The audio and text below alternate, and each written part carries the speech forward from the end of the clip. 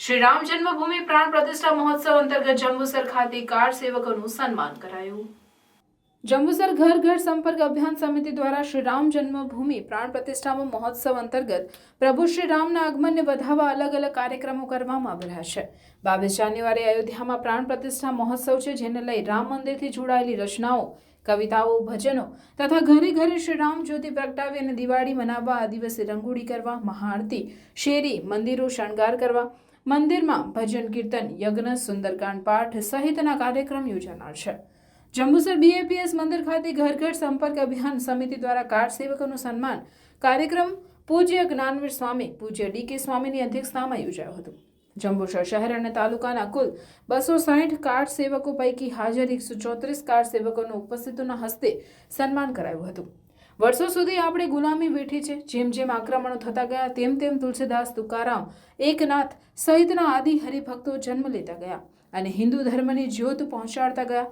દરેક પંથ સંપ્રદાયના સંતો, મહંતો, અનુયાયીઓ એકત્રિત થઈ રામ મંદિર સર્વોપરી થાય તે માટે તૈયારીઓ કરી રહ્યા છે। અયોધ્યામાં રામલલ્લા બિરાજમાન થવાના છે તેનું ગર્વ છે અને દિવાળીના ઉત્સવના માહોલ જેવો માહોલ બનાવવો જોઈએ। રામ મંદિરના પાયામાં કાર સેવકોનું બલિદાન છે।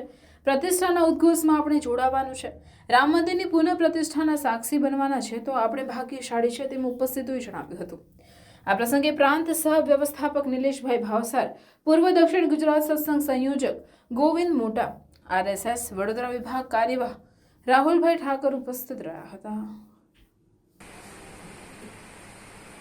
અને એ આંદોલન કરવા છતાંય, આપણી જગ્યા હોવા છતાં, હિન્દુસ્તાનની અંદર, આ ભારતની અંદર આ ધર્મભૂમિ આપણી હોવા છતાંય આપણને મળતી નહોતી અને આપણે છેલ્લા 500 વર્ષથી સંઘર્ષ કરી રહ્યા હતા, પણ આપણને પ્રાપ્ત થતી નહોતી।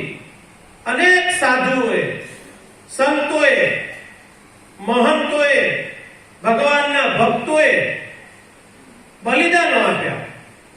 કમસે કમ 4 થી 5 લાખ ભગવાન રામના ભક્તો, સંતો, મહંતો એ જન્મભૂમિને પ્રાપ્ત કરવા માટે ખપી ગયા અને ભગવાન રામ પાછળ શહીદ થઈ ગયા। છતાંય પણ એવું લાગતું હતું કે કદાચ મંદિર બનશે, નહીં બને, બનશે, નહીં બને। આવી વિધામાં આપણે સૌ હતા, પણ 1990 ની અંદર જે પહેલું આંદોલન સૌથી ત્યાં અયોધ્યામાં જઈને અનેક કાર સેવકોએ જઈ અને ત્યાં કાર સેવા કરી, ત્યારબાદ 1992 ની અંદર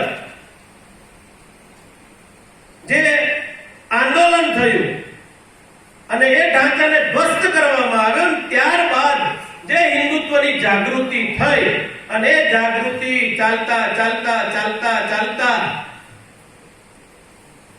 આજે 2023માં ભગવાન રામજી પુનઃ એ મંદિરની અંદર એક જગ્યાએ વિરાજમાન થવા માટે અને વિરાજમાન કરવા માટે આપણે સૌ તત્પર થઈ રહ્યા છીએ।